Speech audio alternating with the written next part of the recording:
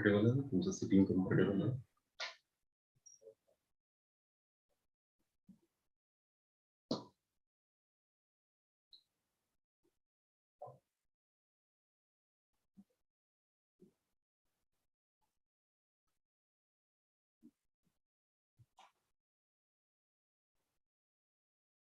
तुम्हाला पण दुसरं काही म्हणजे असाइनमेंट नव्हतं ना, कुठं जाणं येणं?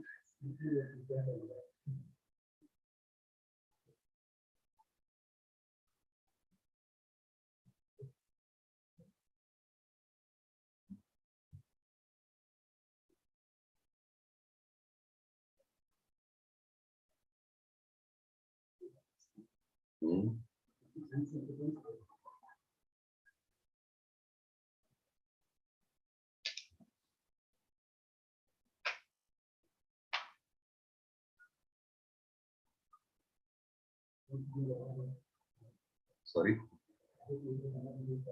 Good.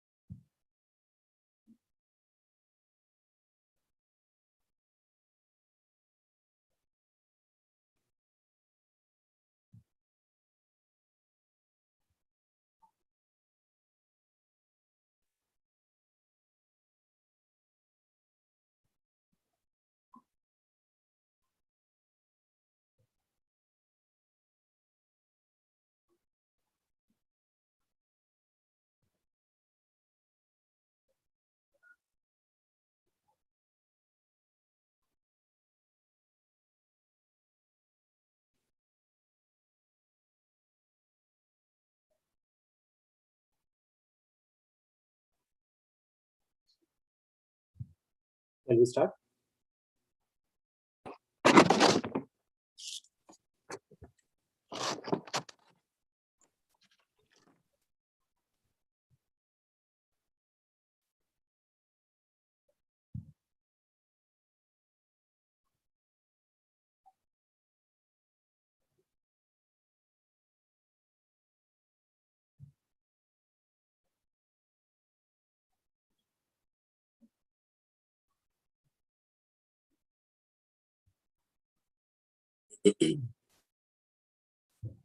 Shri Gurubhyo Namaha.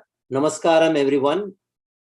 My name is Ganesh and Sriram, and I welcome you all to another exciting session of Jnanasudha.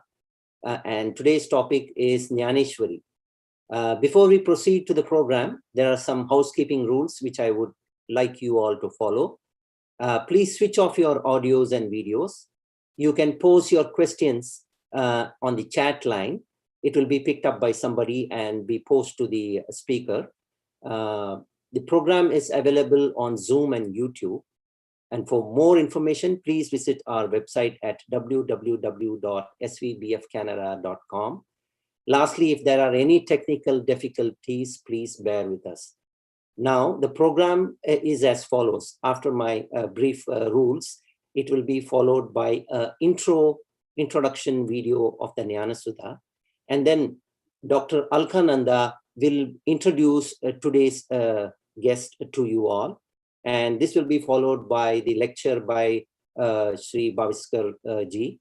And then after 45 to 50 minutes, there will be a question answer session where Kishore ji will ask some questions to today's speaker, and he will be able to answer that for us. And it will be concluded with the vote of thanks by Dr. Parameshwar Bhatt, who is the trustee of the SVBF Canada. Now, without further ado, let's go with the introduction video. Thank you.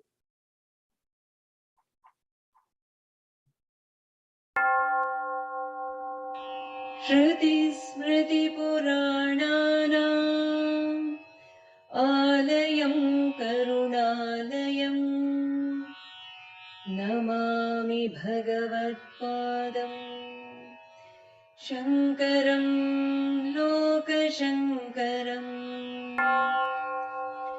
Devi Sharade Jnanaprade Dnyaneshwari Jnanavahini Jnanakosham Samudghataya Jnanasudha Sada Varshaya Antarjyotir Bahirjyotir Pratyajyotir Paratparah Jyotir Swayam Jyoti Atmajyotir Shivosmyam Hari Om Tat Sat. Namaste. Our Sanatana Dharma is a finely tuned web of culture, customs, traditions, fine arts, literature being rich with Jnana. Sanatana Dharma is Jnana Kosha, rich treasury of knowledge. Our Guru Parampara, it is a sturdy boat of knowledge, Jnana Nauka, starting from Sadashiva all the way to the present Guru, Asmadacharya Paryantam. It is sailing on the river of knowledge, Jnana Vahini. This Jnana Nauka is carrying all the Gurus, Rishis, Munis and Darshanikas. This boat is led by Dnyaneshwari Sharade, who is magnetically attracting all Jivatmas by sprinkling Jnanasudha, the nectar of knowledge. Jnana is immortal, Amrita. It is sweet and nourishing like Sudha. This Jnanasudha is essential to every Jivatma to realize the supreme truth, Brahma Satya.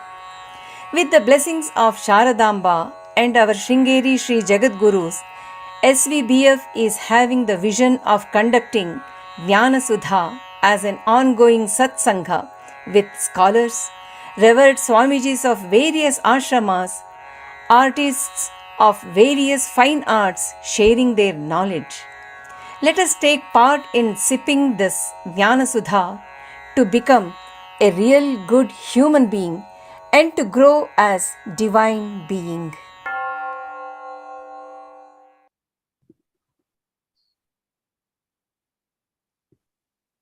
I welcome you all to Jnanasudha Satsanga. In the series of lectures on famous texts in regional languages, last month we had Jnanapanam in Malayalam. And today we have a lecture on Dnyaneshwari, which is in Marathi. Today, Shri Chakor Baviskar ji will be enlightening us about this highly revered divine text, Dnyaneshwari, written by Sant Dnyaneshwar. It is my fortune and immense pleasure to introduce Shri Chakor Baviskar ji.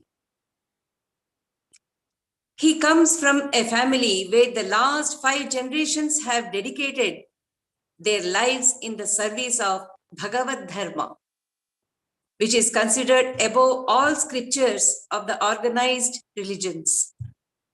He belongs to the Varkari sect, which is a religious movement within the bhakti spiritual tradition of Hinduism. Shri Chakor Baviskar ji is currently serving as district and sessions judge. He has recently researched and published a lexicon of 10,06,928 terms with elaborate explanations from Dnyaneshwari. I quote his words. Dnyaneshwari text is like a buffet at a philanthropist's house, which caters to every taste and sensibility. Anyone who opts for the humongous buffet, he will not go hungry. Shri Chakorji, we are all very, very hungry. We are hungry for the knowledge and bhakti which is pouring out in Dnyaneshwari. So please enlighten us. I welcome you. Thank you, sister. Thank you. Thank you, everyone. Ram Krishna Hari. Ram Krishna Hari. Dnyanraj माझी योग्यांची माऊली जेणे निगमवल्ली प्रकट केली गीता अलंकार नाम ज्ञानेश्वरी ब्रह्मानंद लहरी प्रकट केली अध्यात्म विद्येचे दाविलेसे रूप चैतन्याचा दीप उजळला 56 भाषांचा केलासे गौरव भवार्णवी नाव उभारिली श्रवणाचे निसे बैसावे येऊनी साम्राज्य भुवनी सुखी नांदे गीता अलंकार नाम ज्ञानेश्वरी ब्रह्मानंद लहरी प्रकट केली नामा म्हणे ग्रंथ श्रेष्ठ ज्ञानदेवी एक तरी ओवी अनुभवावी गीता अलंकार नाम ज्ञानेश्वरी ब्रह्मानंद लहरी प्रकट केली तरी अवधान एक वेळ दिजे मग सर्व सुखासी पात्र होईजे हे प्रतिज्ञोत्तर माझे उघड ऐका Ram Krishna Hari Ram Krishna Hari Shri Sant Dnyaneshwar Maharaj is belovedly and popularly called and known as Mauli. Mauli. Yes. Because calling him by his name Dnyaneshwar or Jnanadev sounds to be quite arrogant. So we all call him Mauli. Mauli means my, ma, mother, mother of all, my mother. Dear sisters and brothers, we are all here to talk something and listen something on Dnyaneshwari. I am excited less and nervous more because I am all aware of my limitations and at the same time I am aware of the high intellectual and spiritual caliber of you all audience, Shrota. At the outset, I express from bottom of my heart deep gratitude towards Sringeri Vidya Bharati Foundation, Kannada, who organized this program and gave me this opportunity to talk something on my Jnanasudha, Jnanasudha, Dnyaneshwari.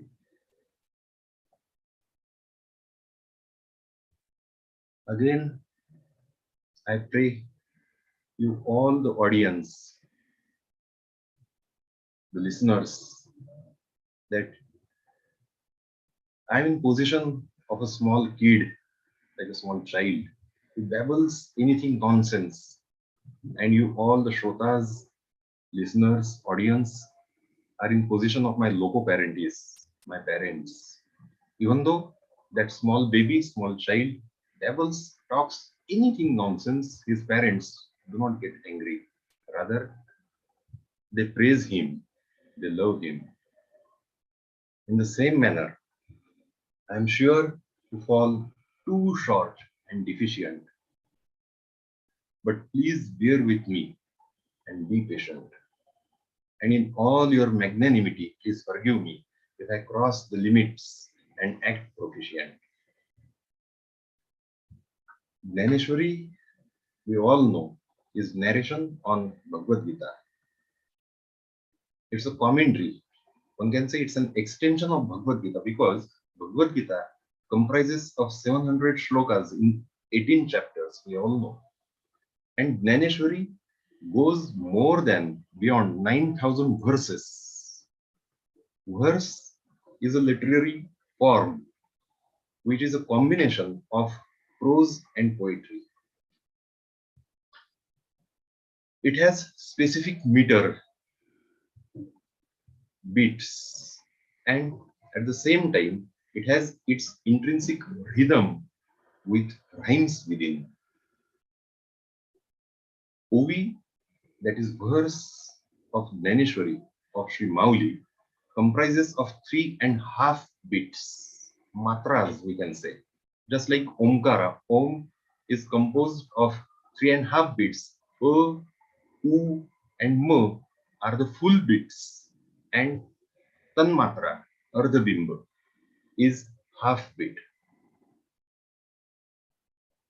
As each and every verse of Mauli, Dnyaneshwari, comprises of 3.5 beats, it has axiomatically the same resonance as the Omkara does. No wonder that Mauli starts Dnyaneshwari with the very pronouncement of Omkara. By pronouncing Omkara, Om Namo Jyadya, Veda Pratipadya, Jaya Jaya Swasammedya Atmarupa. This is the first verse of Dnyaneshwari in which Mauli makes Jai Jaikara of Omkara and also of Atmaswarup, which is considered to be Adya, the divine origin of this universe. It is attempted to be described even by Vedas, hence it is called Veda Pratipadya. Even though Ved attempted to describe it fully, however, it is something which cannot be expressed in words and which is indescribable in language. However, it can be felt within, hence Swasamvedya. It can be felt by every soul, by everyone, by every human being.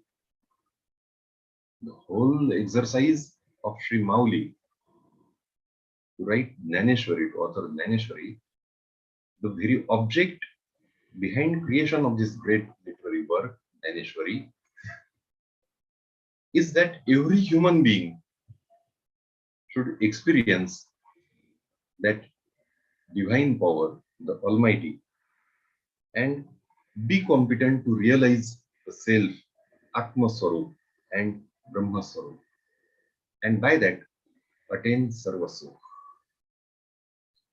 Since it is the object of Sri Mauli that every human being, every living being has to attain this experience, Mauli choose the language of masses, that is Marathi, and not the classical literary language Sanskrit.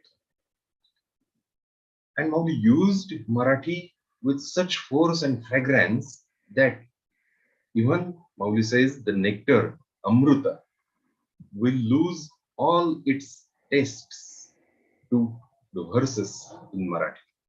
And friends, please remember, this is not at all exaggeration, even in the slightest manner. I am asked to speak on Dnyaneshwari for near about 45 to 50 minutes. Well, we'll try. Friends, we all know a kaleidoscope. Kaleidoscope, it's a triangular pipe having mirrors inside, closed at one end by mirror itself, and has one eye hole to look through. And within there are many small, tiny and shiny colorful pieces, say like bangles or glasses or anything like that, are kept within to move around and to move freely. Okay. Whenever we see through the eye hole, we see very attractive, colorful design pattern at a time. When we move that kaleidoscope slightly, the pattern changes for another attractive, colorful pattern. In that small, tiny device, we can observe hundreds and thousands of colorful patterns. That is called kaleidoscope. Then, now imagine a huge kaleidoscope, which itself self-expanding in itself. And it is not only made of triangle, it's made of square, pentagon, and octagon and hectagon and on and on. It's self-expanding for hundreds and hundreds of meters, having all mirrors inside and millions of shining self-illuminatory pieces, live pieces of words within, who change their pattern by themselves. If you can imagine such huge and self-expanding kaleidoscope, what will happen? Infinite number of permutation and combination of attractive, colorful design patterns would be coming before our eyes. If we want to see one single pattern once, it will take perhaps hundreds and thousands of our lives, and still no one can say one would be able to see all the colorful patterns. The same is the case with Dnyaneshwari. And again, each single word of Dnyaneshwari is intrinsically interlinked with each other single word of Dnyaneshwari. Then each single word of Dnyaneshwari is equally intrinsically interlinked with combination of any other two words of Dnyaneshwari. Then each single word of Dnyaneshwari is connected with combination of any other three words of Dnyaneshwari, then 4, then 5, then 6. Can you imagine the permutations and combinations of meanings which are going to be revealed from Dnyaneshwari? That I can reveal Dnyaneshwari Mahima is my extremely silly notion, like a small, tiny bird with its macro beak trying to drain out the whole ocean. We know only one sky, the sky which is spread around and above and below the earth. That sky we cannot even see fully and completely at a time. We can see just a part of it in very limited angle of our eyesight. Okay. Mauli asks us to do some exercise. What is that? Mauli asks us to take out the sky, spread it plainly. Now, how to spread and where to spread, Mauli only knows better. Mauli asks us to spread that sky flat, plain, then fold it. Again fold it, again fold it. Go on folding that sky and make a press small fold of the sky and keep it aside. Now take another sky. Now where from that another sky is to be brought, Mauli only knows better. Where it to be spread, Mauli only knows better. But Mauli asks us to do imagination, visualization. Take out another sky, again spread it plain, go on folding, make very small, tiny pressed fold and keep that pressed fold on the first one. Then take third sky, go on folding, make it small, pressed fold, keep it on both the earlier folds of skies. Then fourth, fifth, sixth, take innumerable numbers of skies, go on folding it and make a pile, a heap of praised folded skies, one on another, and huge pile and bundle of the skies, folded skies. Then take out the uppermost sky, unfold it, go on unfolding it, spread it, go on spreading it until it attains its complete original shape and form and size. Then take out the second sky, go on spreading it till it attains its original form and shape and size. Then take third one, then fourth one, go on spreading. Dnyaneshwari, Mauli says, the words of Dnyaneshwari are like pressed and folded skies, huge heap bundle of folded skies after skies, skies after skies. Go on revealing its meaning as per your own capacity. And please note, it does not at all mean that Dnyaneshwari is horrifyingly gigantic. No, not at all. At the same time, Dnyaneshwari is equally gentle, equally soft, kind, very polite, very, very humble, very delicate. To understand the true spirit and meaning, the bhava of words of Dnyaneshwari, the verses of Dnyaneshwari, one has to become equally soft and semantically sensitive. Otherwise, the whole exercise, always says, would be of deaf and dumb. How much sensitivity and how much tenderness is required? Mauli gives an example. Say, see a butterfly.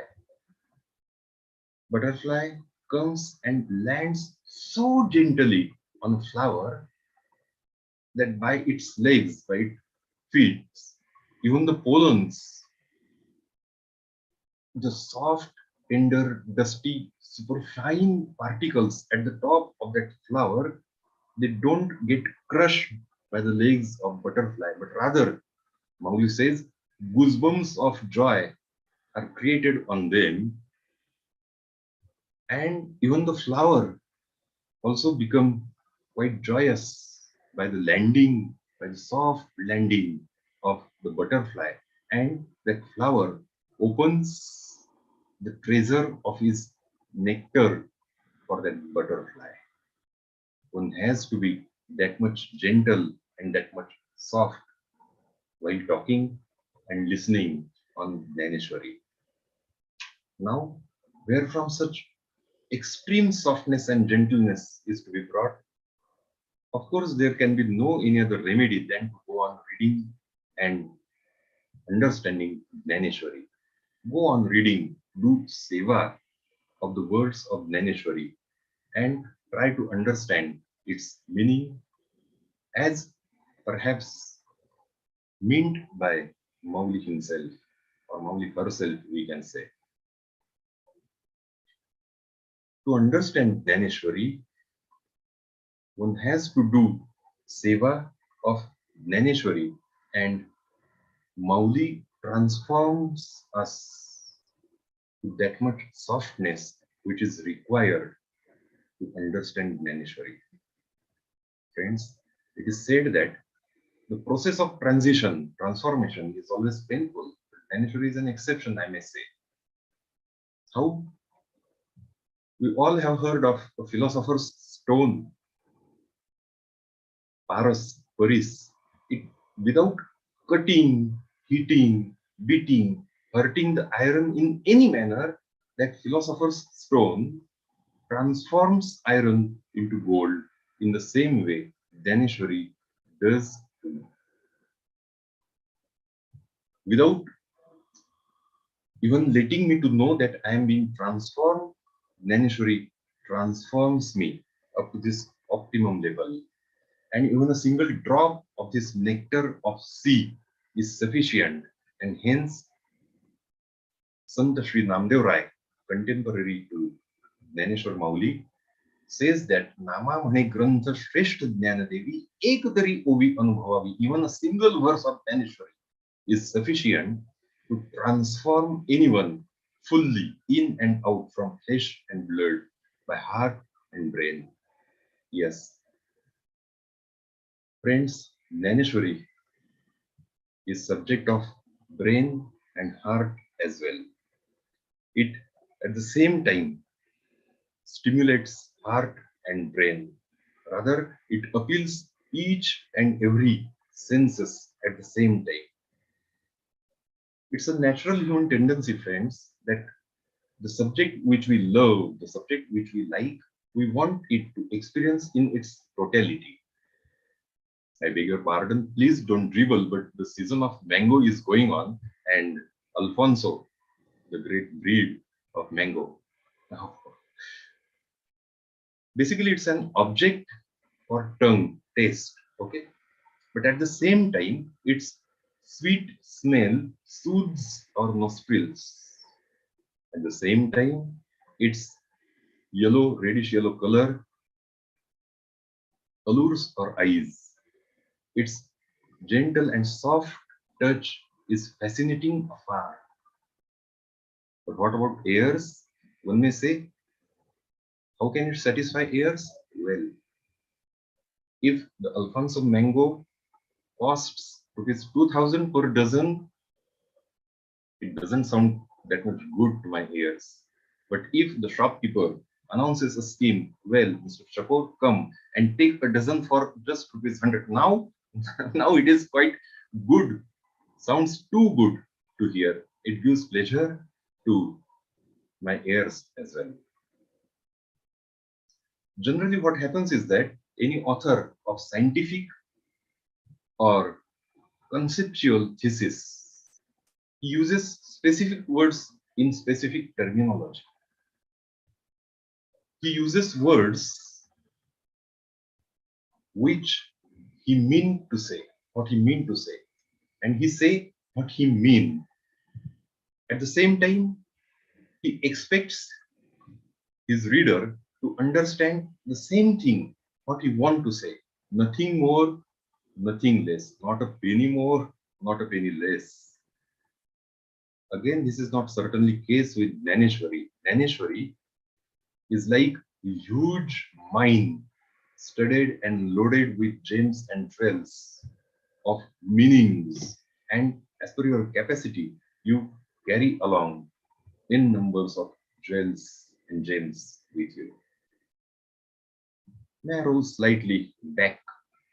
I was saying that we like to experience the beloved object by all our senses.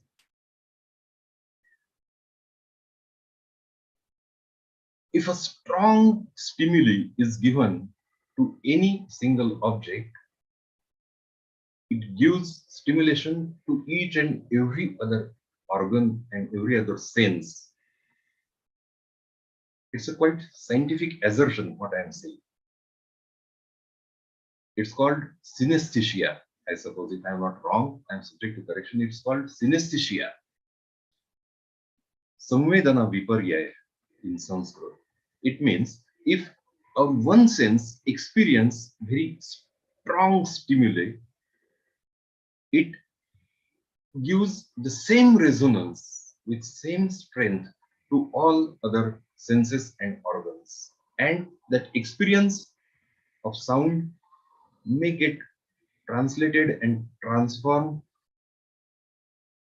to taste, from taste to touch, from touch to fragrance, from fragrance to light, and so on. Any combination of any of the senses. Dnyaneshwari gives that extrasensory experience within the ambit of all our senses. And for that, Dnyaneshwari, my Mauli, uses all the words, the language in all its possible strength. No doubt, Mauli lays great store by words and language. Of course, Mauli does. But at the same time, Mauli imploringly impels us to go beyond the serene, natural, pristine provincial zone beyond words, which is called Advaita Anubhuti, Anubhav of Advait, Advaita Anubhav. Friends, Advait is not mere a theoretical monism for Mauli in Dnyaneshwari. It's a live and practical thing which has to be practiced every day by everyone. Advaita Anubhuti, how can be practiced in our day-to-day life? Mauli gives again a metaphor of our body. If suppose a sharp thorn pricks in our barefoot, the eyes, which are 50, 60, 70 inches away from the foot, the eyes shed tears. Eyes don't say that the thorn has not pricked us, why should we shed tears? No, eyes don't say like that. In the same way, whenever there is bloodshot in the eyes, itching, the eyes have got heat and have become red, quite red, and there is just fire-like itching in our eyes, our legs are ready to drown themselves in a bucketful water, and by that sacrifice of the legs of being drowned, the reddishness of eyes reduces. Eyes get cool and calm. Why? If one looks superficially, eyes is different thing, and of course, foot are different. Feet are different. However, it are part and parcel of the same body and the same soul. One has to gain that experience of oneness, that is Advaita, in such a way that whole universe, each and every living being or each and everything which is in existence is part and parcel of my own existence. Pain to any organ is not gain to another organ, but the vice versa is true. Gain to any organ is equally gain for each and every organ and the whole body. Throughout Dnyaneshwari, Mauli takes us through experiments which would give us the experience of such Advaita Anubhuti or Advaita, who they do not have that much capacity to go through all these experiments. For them, Mauli describes Advaita Tattvajnana in very lucid and simple manner. Mauli says, Mauli knows, Mauli believes that there is only one Tattva, and that is Brahma Tattva, Atma Tattva, and nothing else in this universe. Neha nanasti kinchana. Nothing else, nothing than Brahma is there. There are no two different things like Sansar and Brahma. The Brahma is not concealed, is not hid by this Nam Rupatmak Sansar, the names and visuals of different shapes and different sizes of anything which has come into existence. Sansara does not conceal Brahma. Rather, the whole Nam Rupatmak Sansar is manifestation, Mauli says, of Brahma. Can a ruby or a diamond be said to be concealed by its glitter? No. Even if it is kept in a dark room, by the self-illumination, the ruby or the jewel or the diamond can be seen by its very glitterance itself. Any living being cannot be concealed by his own limbs, by his own organs. Rather, the very organs and limbs are prominent proof of the existence of that living being. Gold, solid gold, a gold biscuit, you may say, is not at all lost even if it takes form of ornament, any ornaments. Rather, its value increases by the craftsmanship of the jewelry, the ornaments. The original gold, its price increases. When any flower blooms with all its petals, the petals do not conceal, they do not hide the flower, but it's a real display of the flower actually. In the same manner, this Nam Rupatmak Sansara, Mauli says, does not conceal or does not hide the Brahma Tattva. Brahma is neither concealed nor it is obscured by this samsara. If Brahma is invisible to anyone due to this visible samsara, that invisible Brahma can be felt only because of its own existence. See, if a sun is covered by a cloud, dark cloud, and for some time, for some moments, some minutes, the sun is invisible, the very invisibility of the sun can be felt only due to existence of the sun itself and nothing else.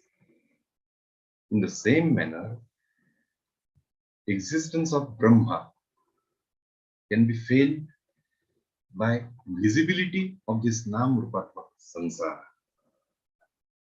One has to attain that experience, and of course, it has to be realized. That realization is called Atma Dhyan or Brahma Dhyan or Shuddha Dhyan. Like Srimad Adya Shankaracharya, Jagadguru Srimad Adya Shankaracharya, Mauli also contemplates and presupposes a Jnana, but only till one attains Brahma Dhyan or Atma Dhyan.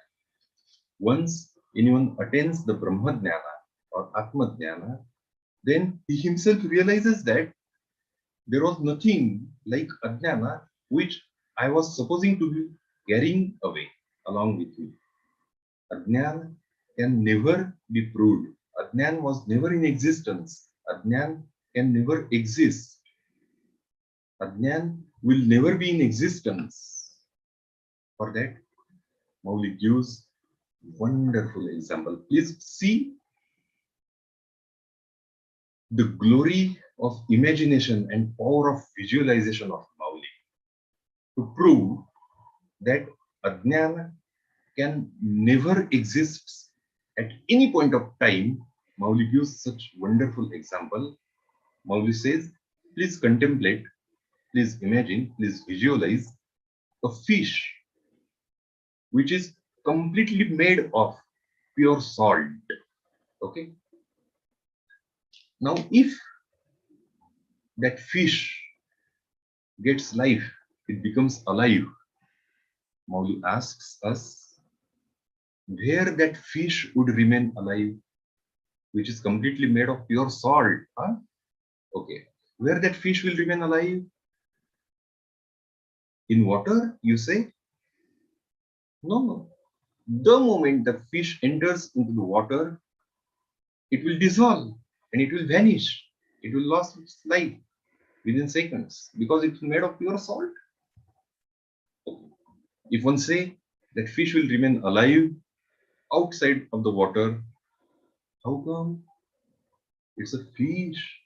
It will flounder to death without water. It's just like the fish made of pure salt will not remain in existence anywhere at any point of time. In the same manner, Ajnana never remains in existence anywhere at any point of time.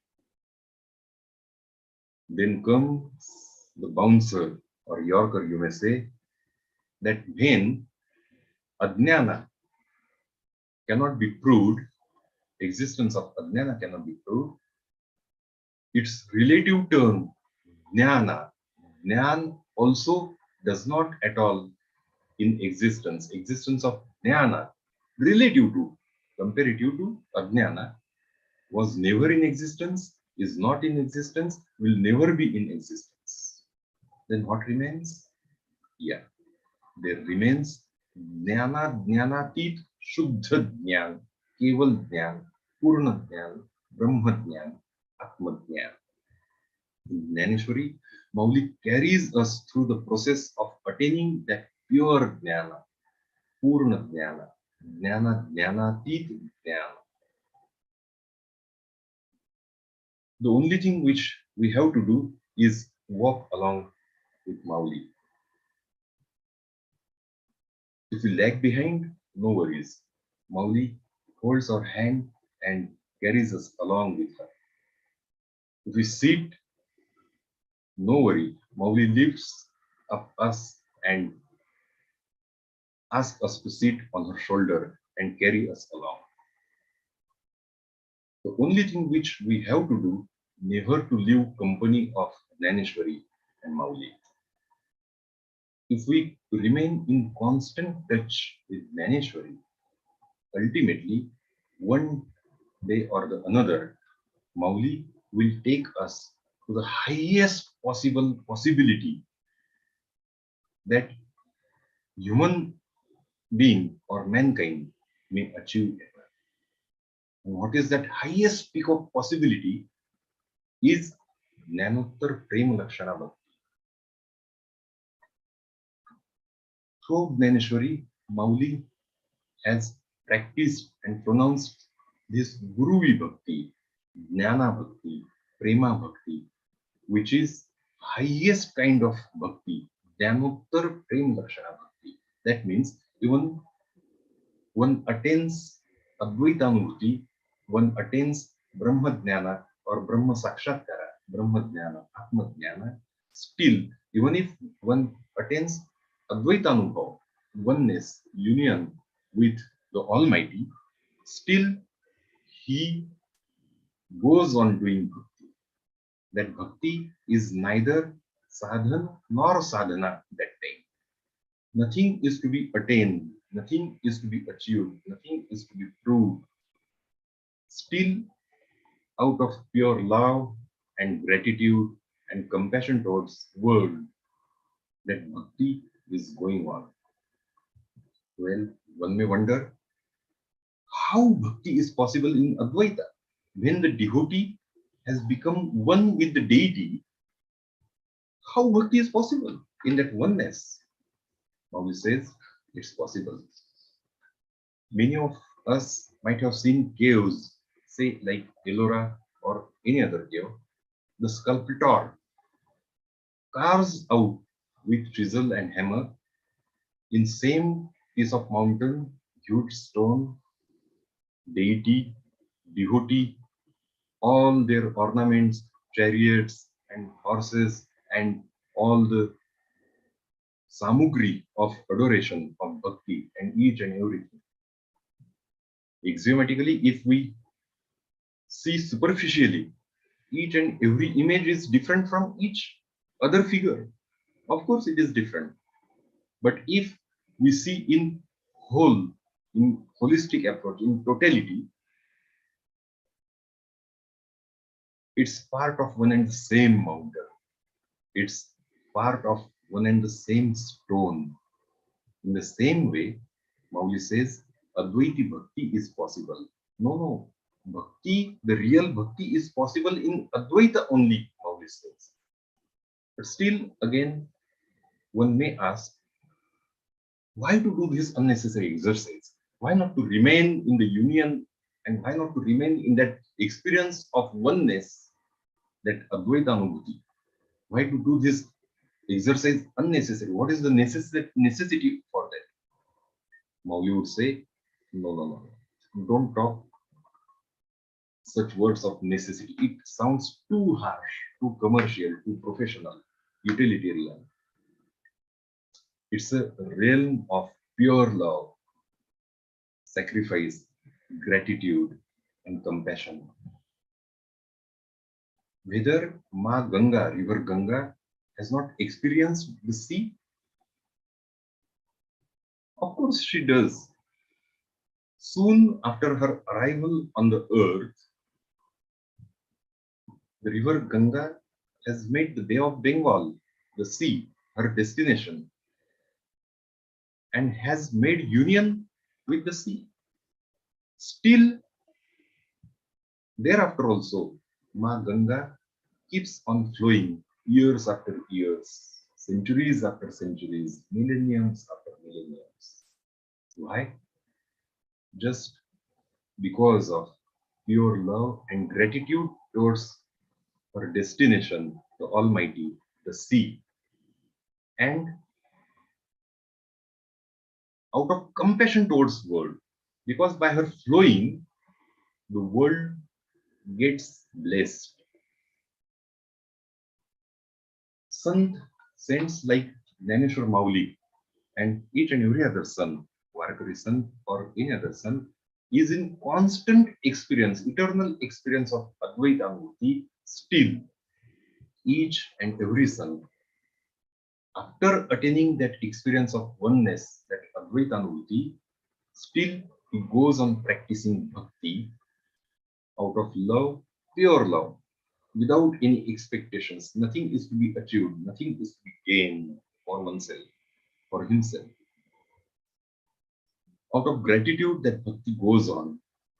And for world also, that bhakti is important, that Jnanottar Prem Lakshana Bhakti is important for the world as well, because seeing that example of oneness and bhakti, the world also can experience that Advaita Bhakti, that we are one, we all are part and parcel of one body itself. We are all like organs, different limbs of one and whole body, one and the same body.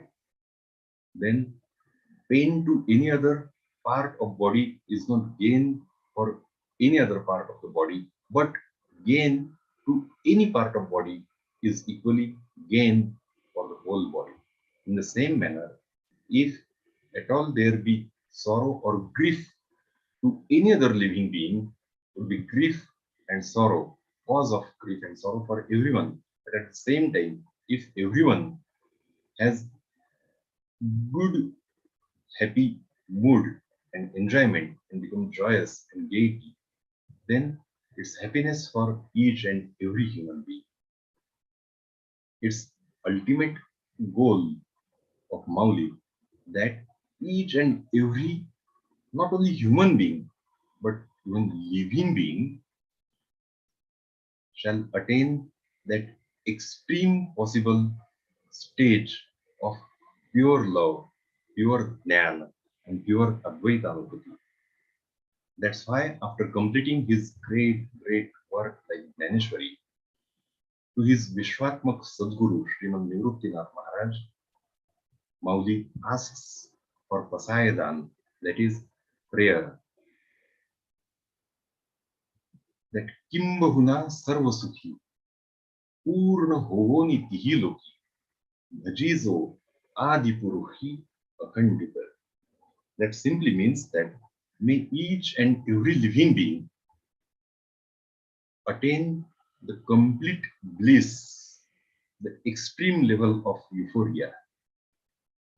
May each and every living being be complete in all perfections, in all entirety.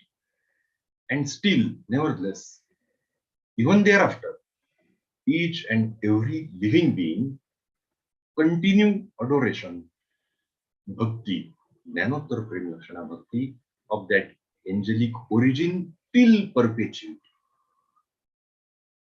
Being impressed by such uniquely great prayer, Pasaidan, demand of his disciple Mauli, the Vishwatmak, the Adya, the Veda Pratipadya, the Swasamvedya, Atmarup, Vishwarup, Vishwatmak Sadguru Sriman Nivrutinath Maharaj exclaims in all happiness for Mauli and for all the universe, Tathastu, Tathastu, Tathastu. Ram Krishna Hari, Ram Krishna.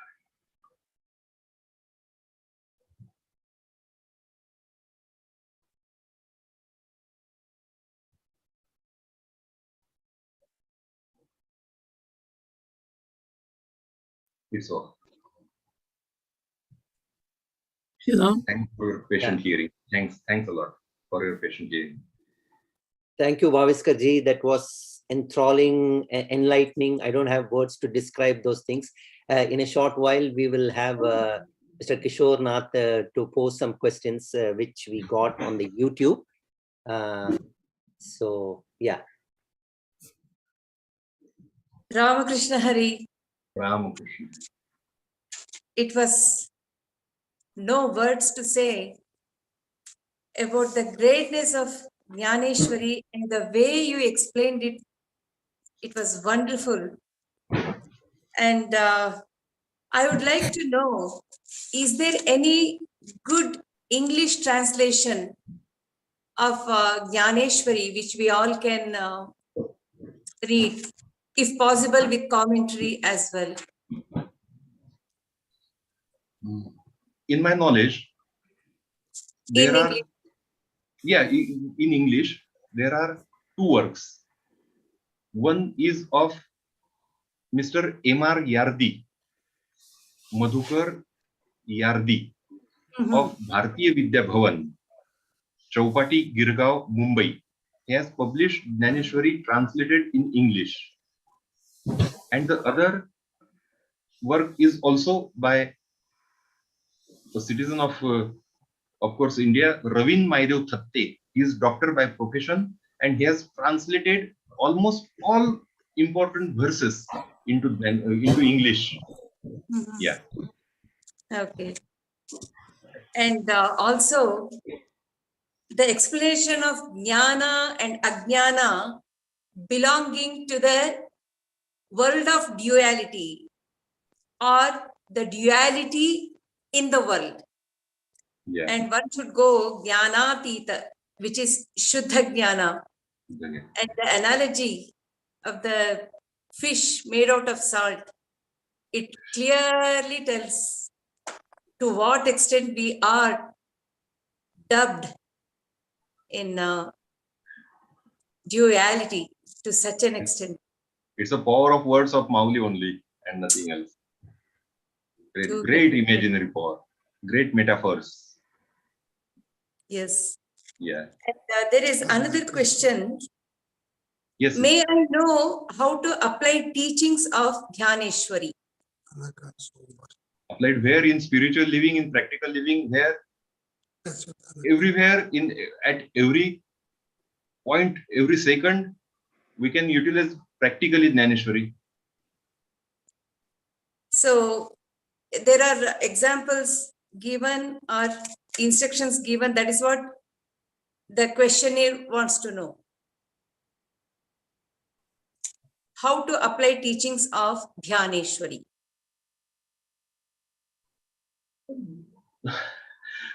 In Dnyaneshwari, there are hundreds of verses which tell us how to speak, what not to speak, how to eat, how to sleep, what to talk, what to wear, how to wear, how much to eat, what much to eat, what not to eat. Each and every aspect of life is covered in Dnyaneshwari. That's why it is called Dnyaneshwari. Each and every possible aspect which we not even have imagined, might not have even imagined, are touched by Mauli, and in extremely lucid manner, Mauli has explained each and everything, every aspect of life. for any problem of anyone at any point of time, may he be of any religion, any creed, any caste, of any sex or any gender, or whosoever he be in any time, Dnyaneshwari is contemporary for each and every time and for each and every one. Okay. Right. And is that the reason it is called Dnyaneshwari and Dnyaneshwari? We see both the words being used. Why? Yeah, no, it's a just difference of pronunciation. Dnyaneshwari, you may wonder, sister, there is imagery of picture, projection of picture. There is huge curtain ahead. There is one projection room. Someone has seat who cannot be seen by the audience, and the film is being projected, and heroes and heroines are performing the play on the screen in front of them. Can you imagine? 750 years back, Dnyaneshwari has given this example of cinematography. It's wonderful. Mauli has given us example of creation of electricity by powerful force of water and generating all those machinery and creating electricity by the turbines. Yes, turbines and creation of electricity. Can you imagine this? Everything is there. What not and what is that? Beyond imagination. Beyond And imagination. we want to know about Varkari. What is Varkari? Varkari is a Samasic term, we may say. It's a combination of two different words, Vari, Kari. Who does Vari? Vari means to and fro, go and come, go and come. There to the pilgrimages of Vitthal, that is Pandharpur. Huge pilgrimage is held on Ashadi, Kartiki, Chaitri and Maghi Ekadashi. And all the places where the saints have resided, have taken samadhis. To each and every such pilgrimage, the devotee goes there and comes back to his own sansara, and then does all his livelihood, work of livelihood, vyavhar. And again, some wari comes, he goes there, again he comes back, again he goes, this wari means to and fro, this journey has to be continued throughout the life. That's why wari kari, war kari. Okay. And isn't the stage before reaching Brahma Dhyana a stage of Ajnana? Please elucidate. Ajnana is contemplated. It's a imaginary concept. It has to be contemplated from the viewpoint of Jiva, who has not attained that pure Jnana. For that, Ajnana has to be contemplated, or else you cannot explain properly this worldly phenomena, which has all names and visuals and shapes and sizes of different articles and particles and everything which is in existence. We cannot really explain it without contemplating, because the jiva, before attaining jnana, he experiences sukha, he experiences dukkha, that is sorrow and grief and bliss, and he imagines that his body, he is feeling joyous, he is feeling grief. But after he attains the jnana, purna jnana, then he realizes that there was nothing like that. See, in psychology, there is one stage, one disease, you may say. It's called hallucination, right? Hallucination.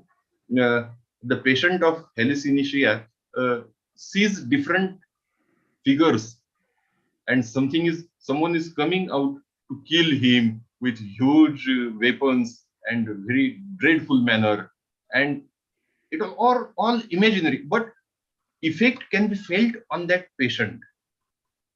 You and me know that there is nothing which he is experiencing to what he is frightening, there is nothing to frighten about.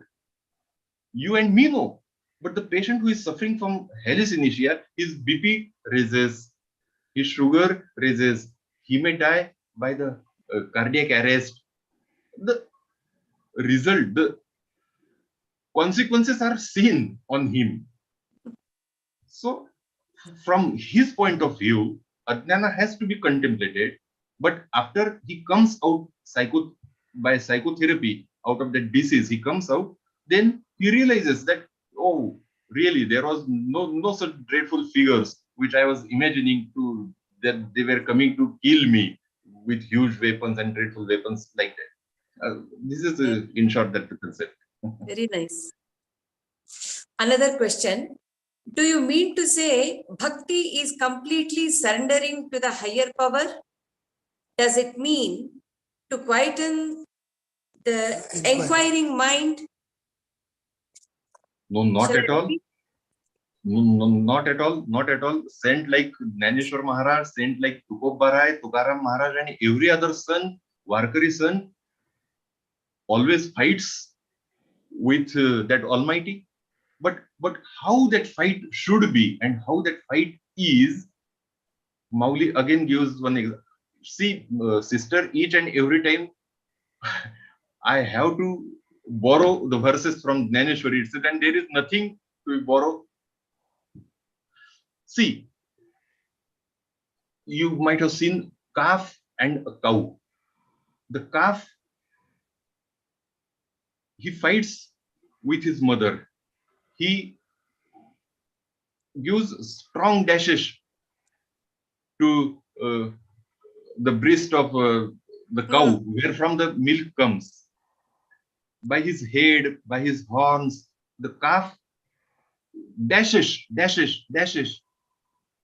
Whether that cow gets angry towards her calf? No. By his dashes, she gives more milk to him. Correct. Correct. The fight of This is the given fight. in Dnyaneshwari. Yeah, this is given in Dnyaneshwari. अहो तान्याचे लागता फुटे, तिने अधिकची पान्ना फुटे, रोषे प्रेम दुडवटे पडियंतयाचिनी. This is the verse, original verse of Dnyaneshwari. That fight of Bhakta and Bhagwanta is like in that humble manner that calf dashes the milk pot of cow. Udder. And by his dashes, cow gives more milk to that calf. Beautiful. Beautiful. So it is not so that Bhakta never fights with Bhagwanta. Bhakta only can fight with Bhagwanta because he has that adhikara, he has that power to fight with that Almighty. And that fight is out of pure love, not hatred. Yes. There is one more question. Yes, sister. Can we hear a couple of verses, if possible, to know its rhythmic style, if time permits? I think we need more sessions. That's what the questionnaire says. Right. Each and every verse can be. I would add, if possible, you can explain too. By singing? By singing? Yeah. Oh. Each and every verse of Dnyaneshwari ends with peculiar rhymes. So it's made to sing only. Om Namo Jihadya Ved Pratipatya Jaya Jaya Swasamvedya Atma Rupa Deva Tuchi Ganeshu Sakalartha Mati Prakashu Bhane Nivrutti Dasu Avadhari Zochi.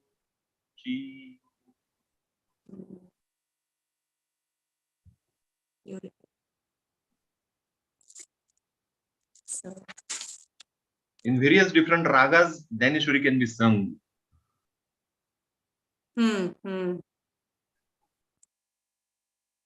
These are the questions I got.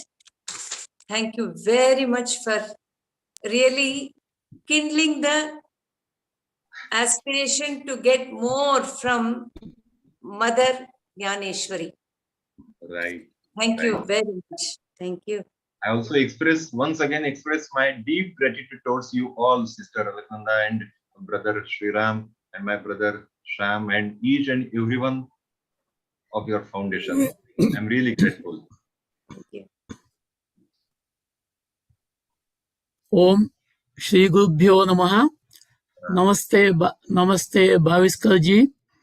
It was such a great morning for us here, listening to you, and you have introduced us to Mauli, and also this in your explanation, this expanding kaleidoscope.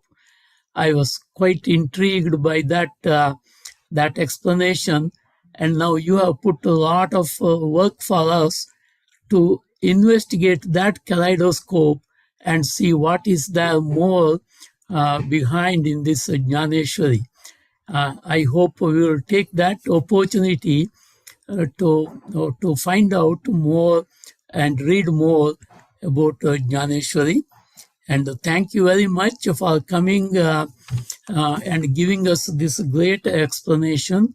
And on behalf of Sringeri Vidya Bharati Foundation Canada, we want to thank you very much, and we hope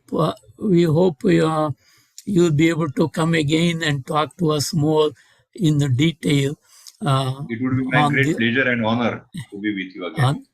Yeah, we will definitely try to get you more here.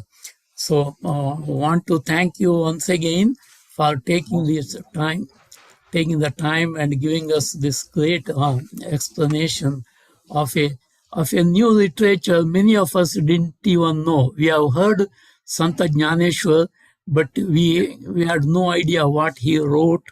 We people from other languages, this is a good initiation for us to study more on this Marathi treasure. So once again, thank you very much. I also want to thank Shri Shyamji, who actually introduced. I think he's the one who introduced you to us. Here only. He is before. Shyamji, can you come to the camera for a second? Yeah.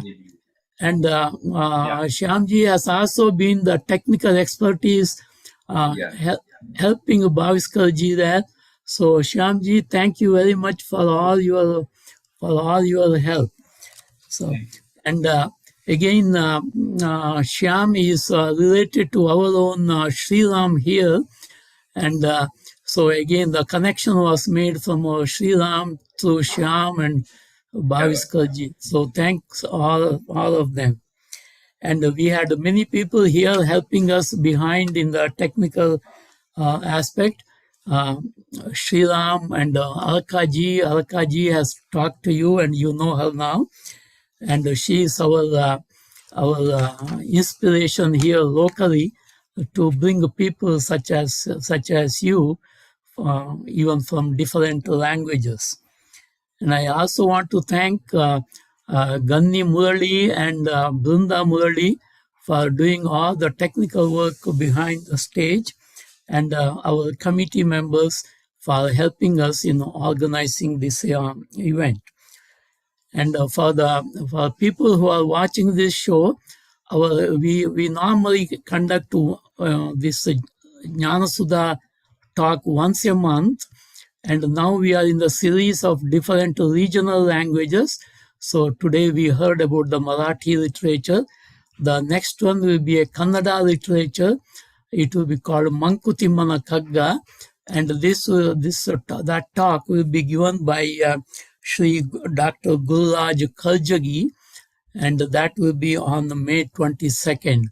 So please watch us. That again is another, as Baviskar ji said, it is an extension of Bhagavad Gita, And so both today's talk and the next one will be connected with the Bhagavad Gita, but on a very practical living level. So please watch for that next session as well. So once again, Baviskar ji, thanks very much for spending this time with us. So thank you very much.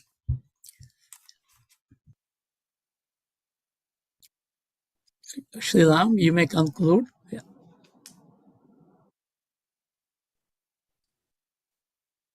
Dear listeners, that concludes today's Jnanasudha. Hope you all had a good time and were enlightened. Thank you very much.